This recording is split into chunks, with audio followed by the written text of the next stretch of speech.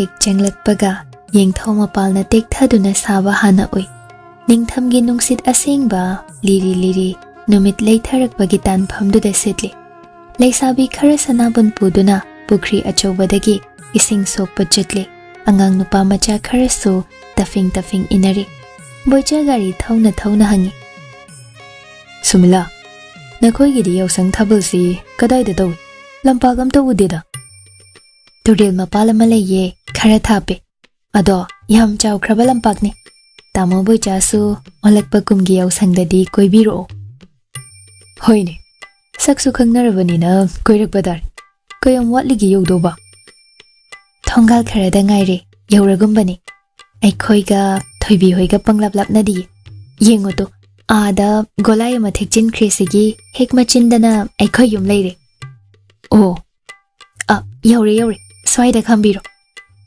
gari du khami Sumila na hana kumthai aduga konthong hangna ngangle ai amukta ine do leibre yengu khige ko hoi ai swaida sum leiramgi Sumila prap changlei thoibi hoigi yumdo khara manung changsili ihan hana changakpada achau hoigi yumni adudagi sumang ani amaga lalaga thoibi hoigi leire yamna chauna kolup oina taribani sumang mathang khongthang thuna lali thoibi hoigi mapa yaurakpada tan chanana rasiga thengne phi akang balausilubagi marol paire Sumila ubada kaure haima Sumila Parida nang lakpa ai nangonda wa haidoba leirini kakhalo wari sase ine mapalda thoibi hoigi nupa mayumgi mi leihawe kana hojik lakliro aiga lakminabane kausilu ora direct makhoi imungi dinate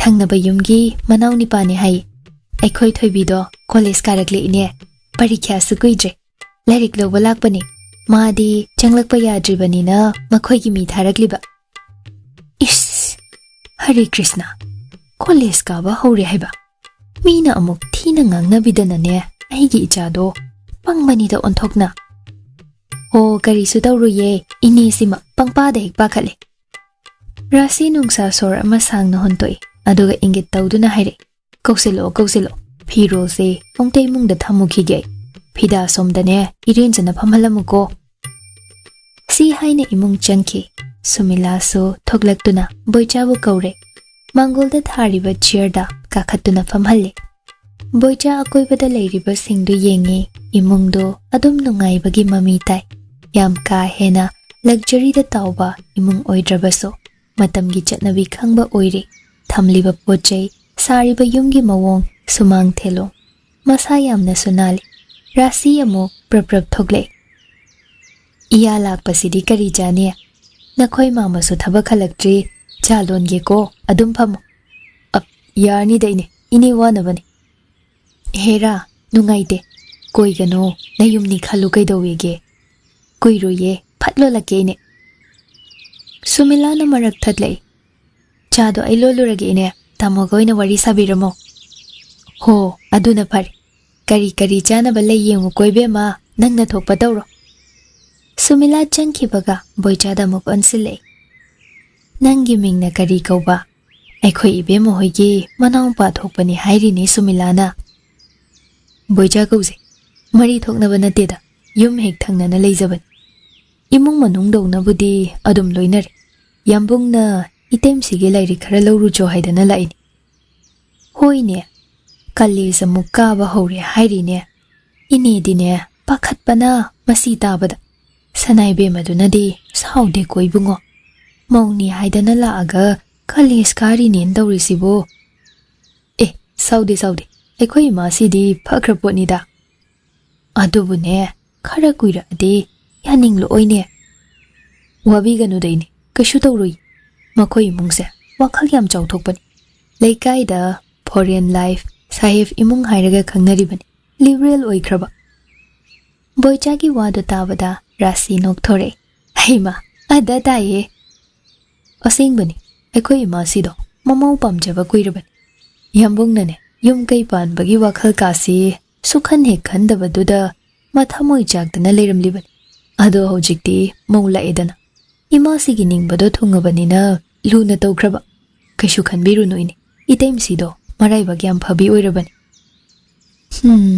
khangdre da tawri se ibung afhabata oihanbiyo haidana ishor khurumba haiduni magi lairik tubu yam khrabani ne karamaina hapkani lairik kidi yam jesanu kaided ekta marol pura daun lairik puraknabane haidana yambungna gariga pithora abani ngasidi asumna wari sanai sumilana cha puthoraktuna thakminare boichaga wari khare sanabaduna purna hoigi imungi maramda karam tawi kari lifestyle de hingi haiba chaurakpa amadi khangle matamgi khongthangdagi makhoigi imungi khongthangna hena yangna khongkap amani hengatna chatpagum tawri asi haidana senjau paibagi ngakchau thekpagi wari natte hena civilized oiraba WakhaL yam chauthokpa nature aduni chumle magi machanupi naitom satpido laibak phabini lairik leiramba sing paikhattuna sangu thauri pati amana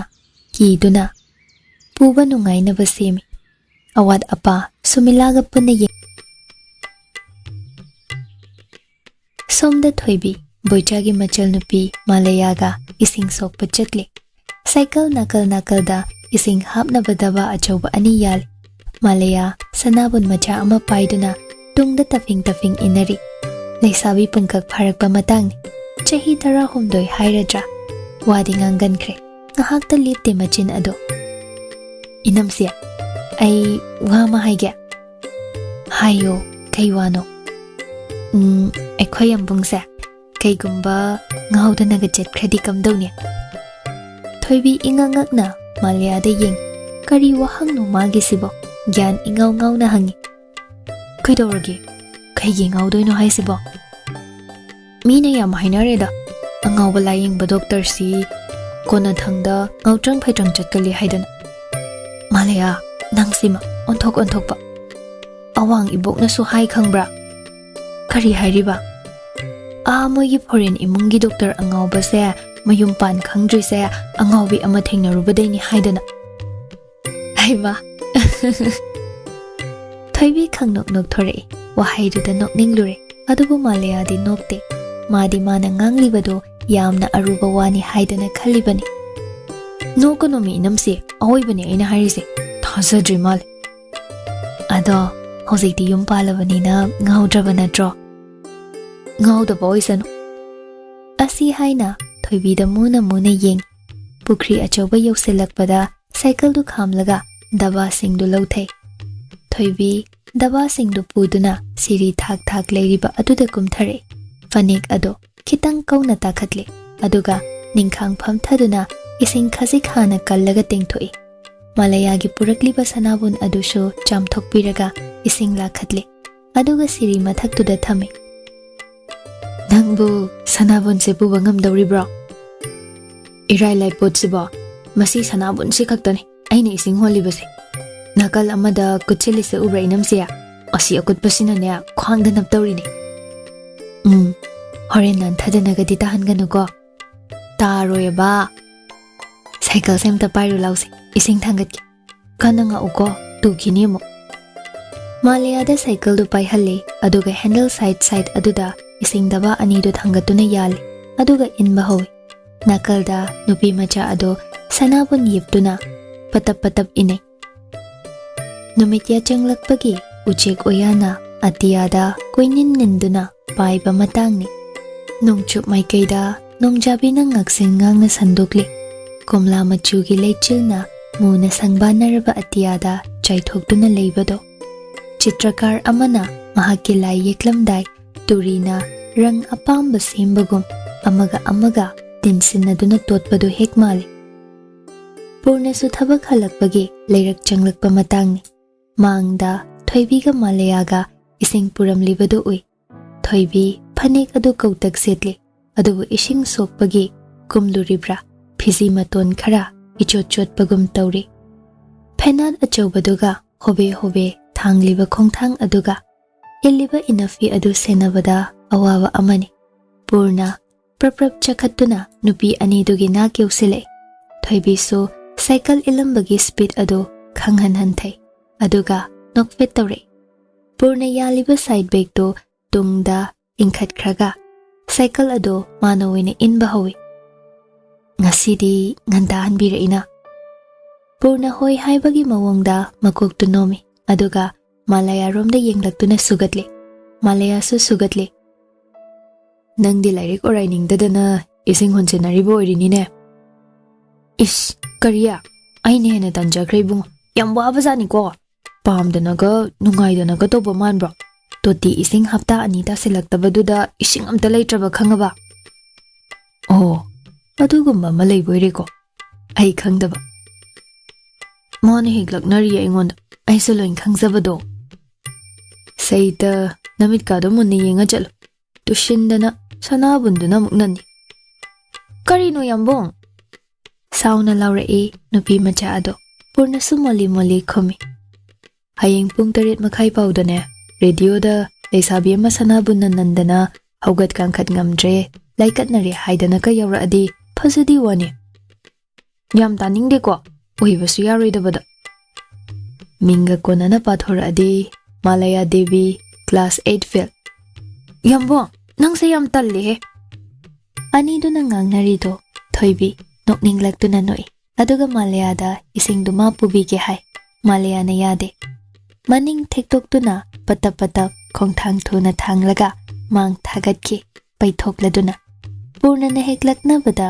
sauri ba haibaduni aduba Purna di henjeli lakna ba Hay angaubi ising loi nikthone Malaya hut leithokduna sauna laurami Ngauri di nangne nang khangaba Purna noktuna leihawi namdana angangdo man hek sauhankre isingdo sumang phau insil amaga mathang thangthai aduga imungda muk pusili chaksang yawnaba thoibisu sandhya changlakpagi lai dhukkatnaba kanna sem sai tanjaduda boichasu gari 1000 duna yaurakle Purna da gari du sinaramduna haire Ini dudi mathayam saur Karige Idaim sina ma oiraga college kai haibagini Ima sina sauramgadra leikai na kari hairamgani muktoiba Hoida adubudi swaida kaya chatnadaba sida pakatlin Miyoi ba haise anoba potsa kama ubada kigal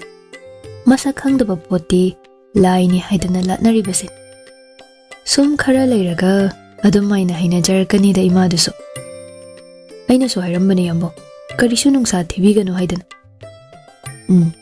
Phai nangna do hairamba Atai lairi Aikhoi Malaya do sauduna jangkraban Aina laknabad Aswai phau walking those Magi ngamok chanaba kai no khara ai legi As yambo taururanu da Madu yangang duma ngangna saknaba yadraban Private tamnaba oja hainarubadusu mana ngamdana hikchati tu asini Themo angang haisidi khara themdon handak parikya si pass tawhandaba yadabani ko Metric phauda ina kauna tawdana lalhalagane karino tamthaba yaba ma yengnaba Yambo lairik pau haibasidoi mana lai laurisi Ani do wari sana thoklaktuna ngahau chatli nungdang waigi liri sitpa malang aduda hangchit langladuna Anakpa dukan amadagi achapot khara sulai Malayagi khara mayumgi khara Tanjaduda mai mutkibagi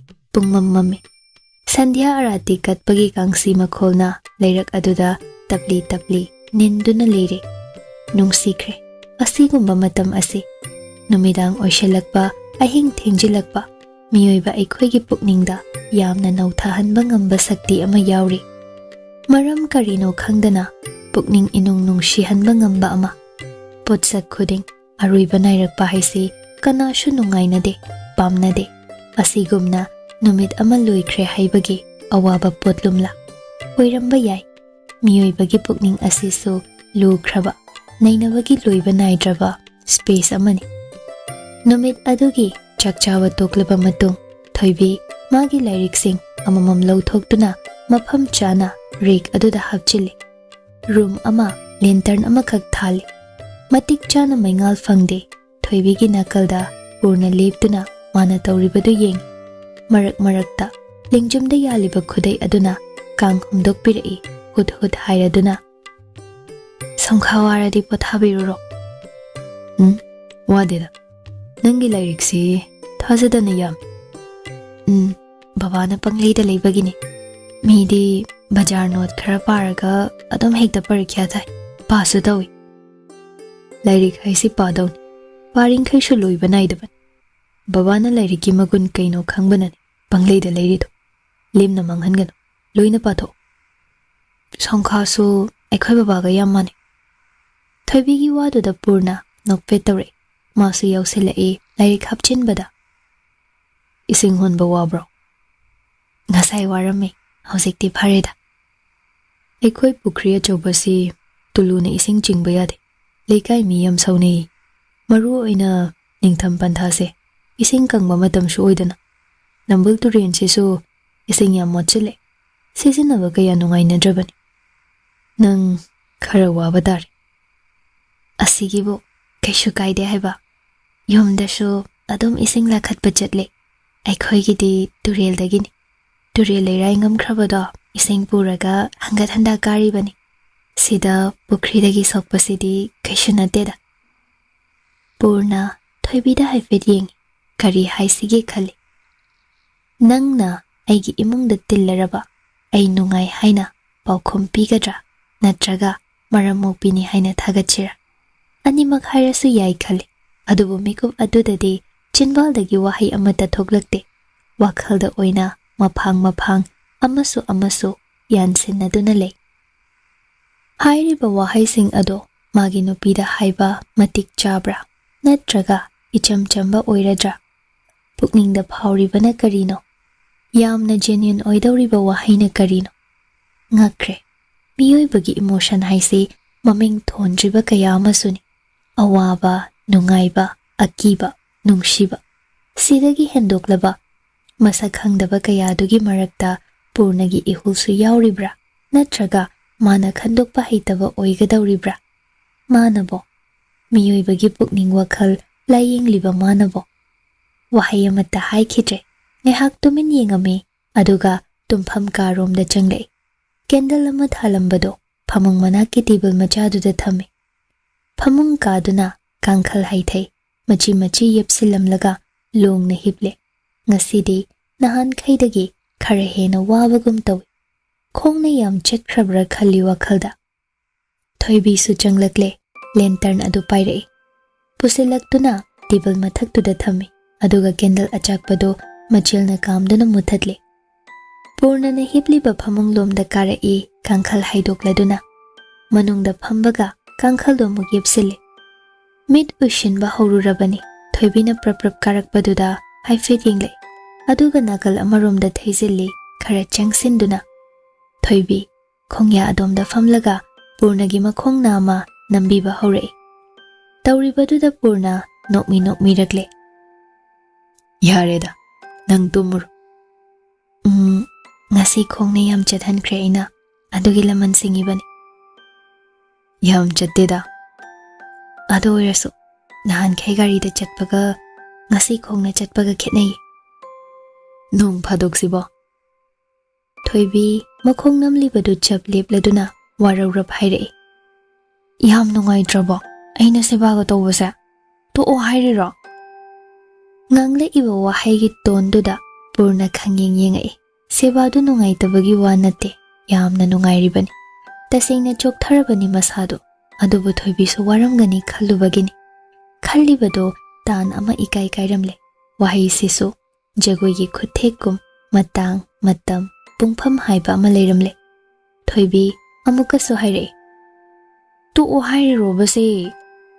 Purna su tapna khonjel isisi na khumai. Tokan. Adumna khumlakpaduda thoibi mathanta tuminnoi. Khongna ama muksinduna nami marak aduda hakam amuk anirak sutchali. Makhutna amana khanjiladuna. Tauribadu purna oi adubu khudakta toklo loshilo hairakte. Minute amagumba ngaiduna ngaihak leiraga tapna thoibigi makhut adu phare. Yare haibagi mawongni. Khongya aduwaida leirambado chingsillaga nakalda hiphalli. Warani potharo. Si haina makokta nanbira inungsina. Thoibishu mamli ba marak aduda purnada yengi. Yambo. Kaigino nangna yum panse yadana leiramide. Khanghaudana hanglakpa wahangni PURNA khitang noi. Adubu paukhum khumlaktabadi tawrakte khumlai. Imana yum palo haibada praprapyaduna luhonglamlabadi nangbu thengnarisi thengnakidro. Adudi ai ngairamba tare. Aduda tare. Si hairaga PURNA thik thik noglai. Madi yam nokninglure. Phagi mu onthokre. Hainaba malay. Everything has a place and time. Aigi so ayu iba matam ngaiduna leiramba uiram taidana. Ngasai Malayana kari hai khangbra. Kari hai riba. Angawba layingba doctor sa khara ngawgali hai riba. Ngawkhraga ngawridana. Aduna aigi laiba koiramadi kanana thingba ngamdoiba. Asibu wani awang ibok tombina songkhase yum palu yadana leiramlise angawbi ama laying lubadagi nisu hai chumbro. Chumme asingkiya. Asingkini. Aidi ngawge tawrurabani.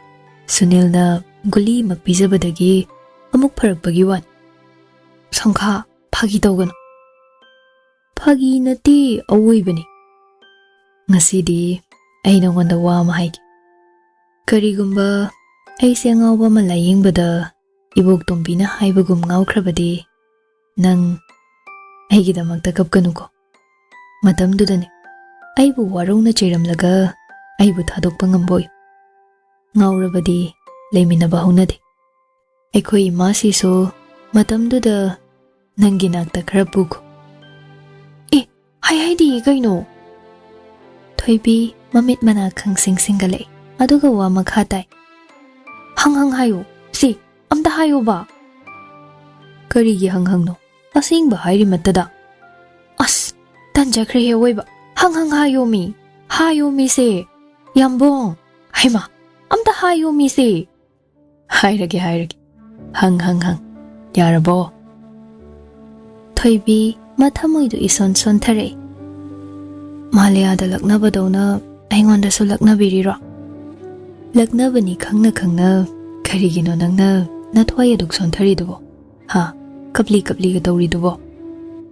Kanana nungaidoino adugumba wadubo. Amukana laknagan phagi oirasu nungaide khangabra. Pharese hairaru. PURNAna hairaroi haidana khumla abasu thoibi mapukning nungsikhibadudi pharo haiba yade. Hena dum kapninglai. Oishu oiroidaba wa aduda WakhaL sagattuna mathwai nungaitanaba machak ama hek oihali namdana. Inaknakna leiriba mahakse khanghaudana lapthokhrabagum phawhale. Khutna lamba phangdraba ahangba malang amada tauduna chetkibagum. Mikup aduda yamna kapninglakle. Sut tawna kapkhatlai khonjel pikna. Ihe kap aidi yamungba thadooga chetkibadi ngam.